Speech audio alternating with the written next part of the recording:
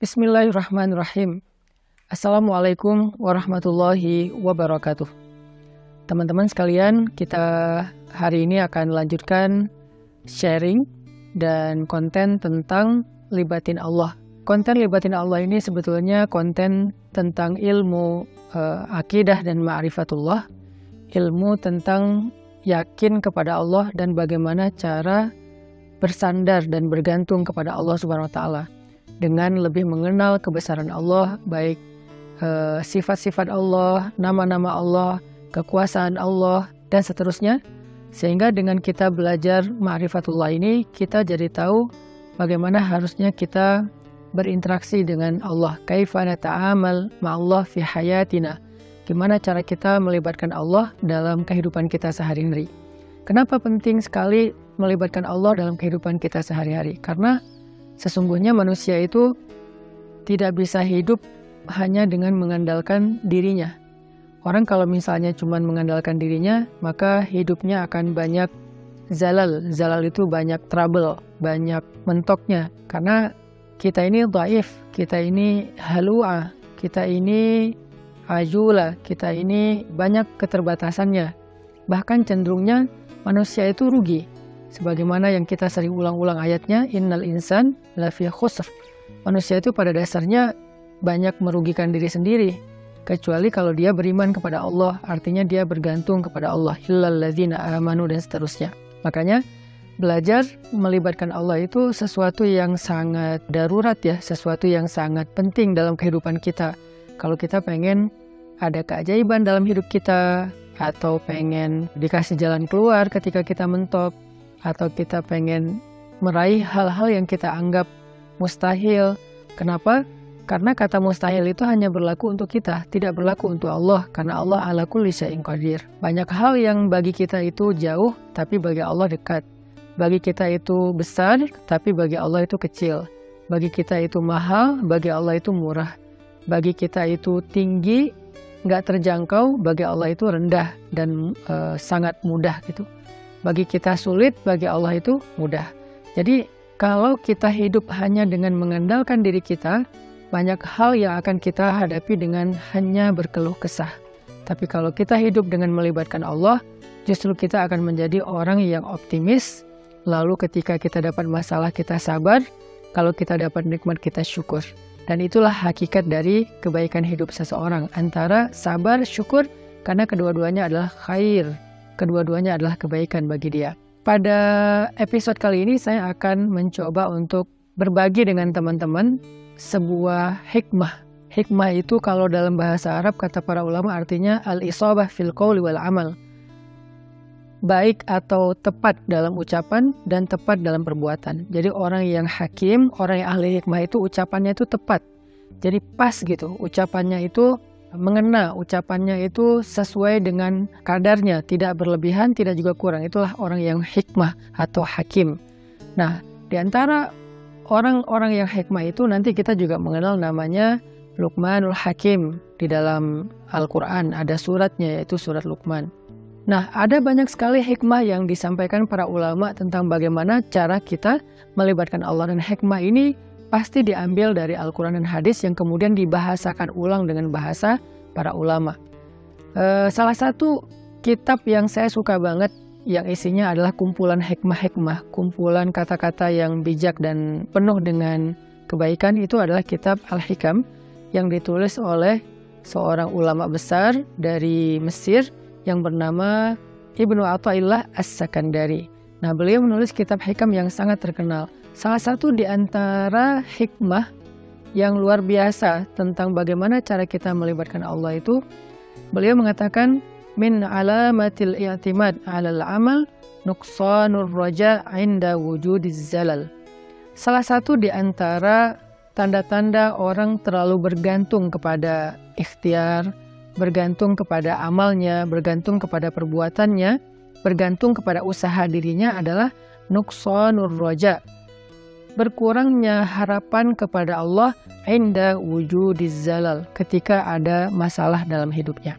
Maksudnya apa? Seringkali kita gini, kita tuh jadi kayak berani berharap yang baik-baik kepada Allah kalau apa yang kita harapkan itu masih logis. Jadi kita kayak tahu gitu gimana cara mengikhtiarkan hal itu. Kita tahu bagaimana cara mendapatkan hal itu, sehingga kita masih berharap pada Allah, ya Allah mudahkanlah saya. Misalnya kayak kita pede bisa dapat kerjaan, atau misalnya kita udah ngerasa bahwa insya Allah saya layak mendapatkan pekerjaan itu, sehingga kita mendaftar di sebuah perusahaan. Kita masih berharap pada Allah supaya Allah mudahkan urusan kita. Tapi ketika ternyata kita ditolak sana-sini, kita ketuk setiap pintu-pintu di bumi, ternyata nolak kita sehingga kita nggak punya kerjaan, kita tiba-tiba jadi putus asa, jadi nggak berharap lagi, jadi nggak optimis, karena ngerasa kayaknya pintu-pintu bumi udah tertutup. Karena ngerasa kayaknya ikhtiar kita itu udah mentok, kayaknya udah nggak ada lagi perusahaan yang bisa kita hubungi gitu. Sehingga ketika pintu-pintu di bumi udah tertutup, kita jadi berkurang juga harapan kita kepada Allah. Padahal orang yang baik dalam melibatkan Allah dalam hidup itu justru di saat pintu-pintu di bumi tertutup, dia masih berharap kepada Allah, di saat itulah Allah terlibat. Jadi jangan sampai ketika pintu bumi tertutup, manusia meninggalkan kita, jalan-jalan ikhtiar itu kayaknya udah mentok, kita jadi berprasangka buruk dan tidak lagi berani berharap yang baik-baik kepada Allah. Justru ketika keadaan kita lagi sulit, keadaan kita lagi mentok, pintu-pintu di bumi tertutup, manusia meninggalkan kita, justru saat itulah saat kita bisa melibatkan Allah seutuhnya, karena tidak tercampur dengan keyakinan kita kepada makhluk. Dan saat itulah saat yang paling ajaib, saat kita mentok. Maka harusnya ketika kita mentok, ketika kita merasa kayak nggak ada harapan di antara manusia atau di bumi, kita justru semakin besar harapannya kepada Allah Subhanahu wa Ta'ala. Dan itulah cara paling ajaib melibatkan Allah dalam urusan kita. Kayak masalah jodoh misalnya. Ada orang yang dia udah siap menikah, udah punya pekerjaan tetap, punya penghasilan yang baik, kemudian secara penampilan dia juga good looking, orangnya juga baik gitu. Terus dia suka sama seorang cewek. Datanglah dia untuk melamar cewek tersebut. Dan sepertinya cewek itu juga kayaknya perhatian sama dia, sehingga dia nggak tahu GR apa enggak, dia kayak berharap kayaknya nih udah waktunya nih saya serius dan melamar dia. Sebelum dia berangkat ke rumah calon istrinya, dia berdoa kepada Allah, ya Allah mudahkan urusan saya, ya Allah semoga saya bisa menjadi suami yang baik bagi dia, semoga lamaran saya diterima, bla bla bla. Dia berdoa kepada Allah, dia berharap pada Allah karena dia percaya bahwa ada jalan untuk mendapatkan yang dia inginkan. Lalu ketika yang terjadi justru sebaliknya, dia ditolak walaupun dengan cara baik-baik, atau bahkan mungkin dengan cara yang agak sedikit kasar. Perempuan itu menolak dia, atau calon mertuanya yang menolak, ayah dari perempuan itu yang menolak, atau mungkin ada banyak masalah lain yang terjadi sehingga nggak bisalah dia melamar perempuan itu. Apakah dia masih berharap kepada Allah? Kalau dia sudah tidak lagi berharap pada Allah, berarti selama ini dia sebetulnya lebih bergantung kepada ikhtiarnya, kepada usahanya daripada kepada Allah. Makanya tidak terjadi keajaiban. Bukan begitu cara melibatkan Allah. Justru ketika lamarannya ditolak, saat itulah dia bisa mengandalkan Allah seutuhnya. Karena tidak bisa lagi mengandalkan good looking, gak bisa lagi mengandalkan mapan, gak bisa lagi mengandalkan ikhtiar-ikhtiar manusiawi. Saat itulah dia seutuhnya bisa mengandalkan Allah, dan itulah cara melibatkan Allah untuk mendapatkan keajaiban dalam hidup. Sehingga jangan berputus asa dan jangan nyerah. Kalau nggak bisa mengetuk pintu hati manusia, maka ketuklah pintu rahmat Allah Subhanahu wa Ta'ala. Dan Allah lah yang membolak-balikan hati. Kalaupun nggak perempuan itu, Allah akan gantikan dengan perempuan lain yang lebih baik daripada dia untuk kita. Artinya nggak boleh berhenti berharap kepada Allah. Justru berharap kepada Allah di saat kita sedang sulit, itulah cara paling ajaib mendatangkan keajaiban Allah Subhanahu wa Ta'ala. Ada nasihat dari kisah Nabi Yusuf alaihissalam di dalam surat Yusuf, ketika Nabi Yakub meminta kepada anak-anaknya mencari Nabi Yusuf dan mencari adik mereka yaitu Bunyamin. Nabi Yakub bersabda, "Ya bani yazhabu fatahassasu min Yusuf wa akhihi فتحسسوا من يوسف وأخيه ولا تيأسوا من روح الله إنه لا ييأس من روح الله إلا القوم الكافرون.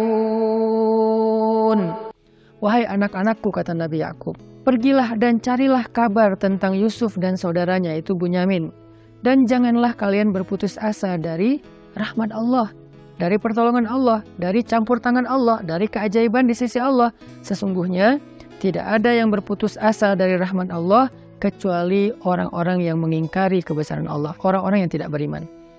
Jadi ciri di antara orang yang beriman itu tidak berputus asa.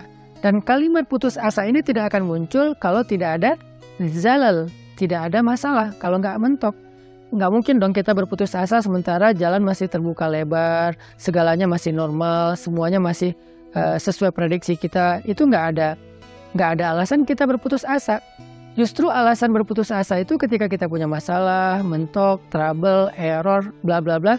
Justru saat itulah kita rentan dengan putus asa. Nah, orang yang beriman di saat itu justru mereka bertambah yakin kepada Allah.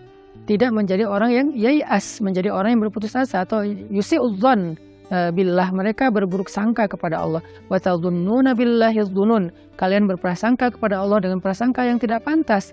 Kenapa? Karena orang beriman tidak pernah berhenti berharap kepada Allah yang baik-baik.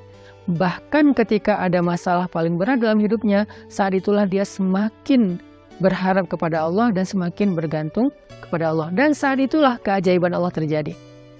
Coba renungkan firman Allah di dalam surat An-Naml ayat 62. Bismillahirrahmanirrahim. Amman yujibul muttarra idza da'ah, amman yujibul muttarra idza da'ahu wa yakshifus su' wa yaj'alukum khulafa'al ardh أإله مع الله قليلا ما تذكرون. Siapakah yang akan memperkenankan doa orang-orang yang sedang kesulitan jika dia berdoa kepada Allah dan kemudian menghilangkan keburukan dari mereka dan menjadikan kalian sebagai pemimpin-pemimpin di muka bumi? Apakah ada ilah yang patut disembah bersama dengan Allah? Qalilan ma tazakkarun, sedikit sekali apa yang kalian mengerti. Siapakah yang akan menjawab doa orang yang ketika muttar? Apa itu muttar? Muttar itu artinya orang yang sedang dalam kesulitan yang luar biasa. Muttar itu artinya orang yang sedang dalam kesusahan yang sangat besar. Muttar itu artinya orang yang udah mentok, itulah muttar. Maka amma yujibul muttar, siapa yang akan bisa menjawab panggilan orang yang sedang muttar, yang memanggil ya Allah, ya Allah, ya Nasir, ya Azim, ya Aziz, ya Rabbal Alamin, ya Rabbi. Siapa yang akan menjawab panggilan ketika ada yang memanggil dalam keadaan kesulitan ya Allah selain Allah Subhanahu wa Ta'ala? Hanya Allah yang bisa menjawab. Ketika manusia tidak bisa menjawab, orang tua nggak bisa menjawab, teman-teman nggak bisa menjawab, mereka nggak ngangkat telepon, nggak ngebalas WA, nggak ada yang mau membantu kita, nggak ada yang yujib. La ahad yujibuna, tidak ada satupun yang menjawab kita. Faman yujibul muttar, siapa yang menjawab kita ketika dalam keadaan muttar seperti itu? Allah. Maka di dalam ayat ini Allah ngasih kita nasihat, wahai hambaku, la tahzan kalau manusia tidak menjawabmu. La tahzan kalau manusia tidak memenuhi panggilanmu. La tahzan kalau manusia meninggalkanmu, mengabaikanmu. La tahzan kalau mereka berpaling dari kamu. Kenapa? Aku tidak akan pernah meninggalkanmu.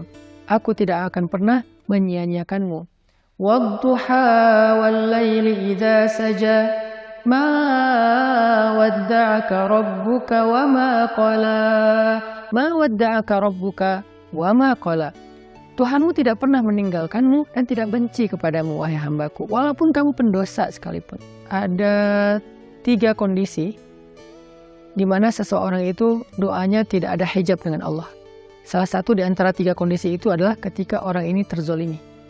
Orang yang terzolimi, walaupun dia pendosa, walaupun dia ahli maksiat, walaupun dia orang yang selama ini jauh dari Allah, tapi ketika dia dalam keadaan terzolimi, dalam keadaan susah, dalam keadaan dianiaya, dia berdoa, doanya nggak ada hijab dengan Allah loh. Walaupun dia selama ini nggak pernah sholat, walaupun selama ini dia nggak puasa, walaupun selama ini dia nggak berhijab, walaupun selama ini dia nggak pernah buka Al-Quran, walaupun selama ini dia nggak pernah mengingat Allah, tapi dalam kondisi ketika dia muttar, terzolimi, susah, maka tidak ada hijab antara dia dengan Allah ketika dia berdoa. Kenapa? Itulah istimewanya keadaan ketika orang terzolimi atau muttar.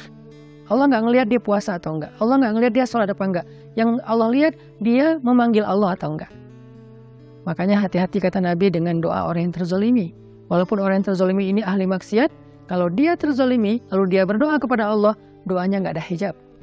Sehingga Allah berfirman, amma yujibul muttar. Siapa yang menjawab orang-orang yang sedang susah ketika dia memanggil Allah, idza da'ah wa yakshifus su', lalu Allah menghilangkan kesusahan darinya. Bahkan Allah menjadikannya sebagai pemimpin, artinya Allah berikan kepada dia kemuliaan, kekuasaan, dan segala kebaikan-kebaikan dalam hidup. Siapa? Allah. Masih ingat nggak dengan kisah seorang laki-laki solih yang melakukan perjalanan, lalu di tengah jalan dia dirampok.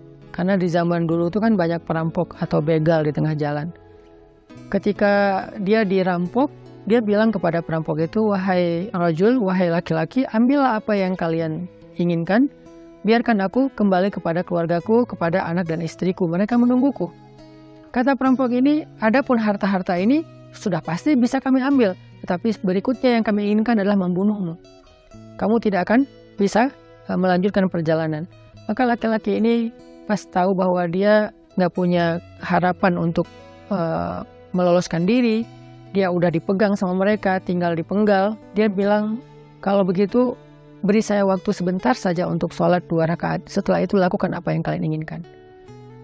Karena bagi para pembunuh 2 rakaat sholat itu nggak lama dan bukan sesuatu juga yang berat, ya kata mereka, ya udah sholat aja 2 rakaat. Tapi aksir, sholatnya pendek-pendek aja, nggak usah panjang-panjang. Akhirnya dia pun sholat 2 rakaat. Ketika dia sholat 2 rakaat, dia bingung, habis baca Al-Fatihah dia baca ayat apa lagi. Yang terlintas di dalam pikirannya cuma ayat ini. Kebenaran dia hafiz Al-Quran, walaupun dia hafal 30 juz, dia nggak tahu mau baca surat apa setelah Al-Fatihah. Kecuali surat inilah yang terlintas di dalam benaknya, sehingga dia baca setelah Al-Fatihah dengan suara lirih berbisik, amma yujibul muttar idza da'ah wa yakshifus su', dan seterusnya. Kemudian setelah dia membaca ayat ini, dia ruku, dia sujud. Ketika dia rakaat kedua juga dia membaca ayat yang sama, karena dia nggak ingat ayat yang lain. Ketika dia sujud terakhir, dia mendengar suara ada orang mengendarai kuda datang ke arah mereka, tiba-tiba suara teriakan orang yang sedang dipukul. Lalu setelah itu kuda itu menjauh pergi, dan ketika dia bangkit dari sujudnya, dia tahiyat, dia salam, selesai dia salam ke kiri, dia ngelihat para perampok-perampok itu dalam keadaan telah terkapar dan dalam keadaan tidak bernyawa. Kemudian setelah itu dia bertanya kepada laki-laki yang mengendarai kuda, ya fulan, man ant? Siapa kamu? Siapa kamu? Orang itu menjawab, aku adalah utusan dari Zat yang mendengar dan menjawab panggilan orang yang memanggilnya. Aku adalah utusan Zat yang menjawab orang yang memanggilnya. Yang menjawab siapa yang dalam keadaan susah yang memanggil dia, yaitu utusan Allah Subhanahu wa Ta'ala. Akhirnya orang ini pun selamat dan membawa hartanya kembali ke kampungnya.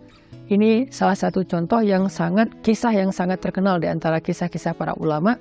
Bagaimana ketika kita mentok, ketika kita nggak punya jalan ikhtiar, ternyata justru saat itulah saat terbaik kita berharap pada Allah, saat terbaik kita berbaik sangka kepada Allah, saat terbaik kita melibatkan Allah dengan husnuzon dan roja, dan saat itulah saat terbaik untuk mendapatkan keajaiban dalam hidup kita. Yang terakhir, kisah 3 orang yang terkurung di dalam gua. Mereka sedang melakukan perjalanan, terjadi badai, akhirnya mereka berlindung di dalam gua. Ini terkenal juga kisahnya dengan riwayat hadis yang sahih.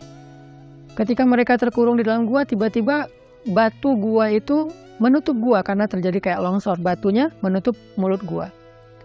Dalam keadaan seperti itu mereka takut kehabisan udara dan mereka nggak bisa makan dan seterusnya, mereka terjebak. Tiba-tiba masing-masing berdoa dengan tawasul kepada amal-amalnya di masa lalu. Ada yang bertawasul dengan birrul walidain, ada yang bertawasul dengan sifat amanah dan adil, ada yang bertawasul dengan sifat takwa meninggalkan dosa. Sehingga singkat cerita, setelah mereka meminta kepada Allah dan bertawasul dengan amal-amal mereka, mulut gua itu terbuka, batunya bergeser dan mereka pun selamat. Kenapa ini bisa terjadi keajaiban kayak gini? Mereka udah mendorong batu itu tapi tidak sanggup. Artinya ikhtiarnya udah mentok. Apakah mereka berputus asa? Enggak. Saat itulah mereka melibatkan Allah secara utuh dan melihat keajaiban Allah Subhanahu wa taala. Maka kembali kepada hikmah dari Imam Ibnu Athaillah As-Sakandari, min alamatil i'timad 'alal amal nuqsanur raja' inda wujudiz zalal. Di antara ciri-ciri orang yang masih bergantung kepada perbuatannya, ikhtiar dan usahanya adalah berkurangnya harapannya kepada Allah ketika terjadi masalah dalam hidupnya. Maka jangan pernah berkurang harapan kita kepada Allah. Justru ketika kita punya masalah dalam hidup dan kita ngerasa tidak ada jalan di antara jalan-jalan di bumi, kita menjadi lebih berharap kepada Allah dan yakin dengan jalan-jalan yang lebih baik yang ada di langit, insya Allah. Barakallahu fikum. Wassalamualaikum warahmatullahi wabarakatuh.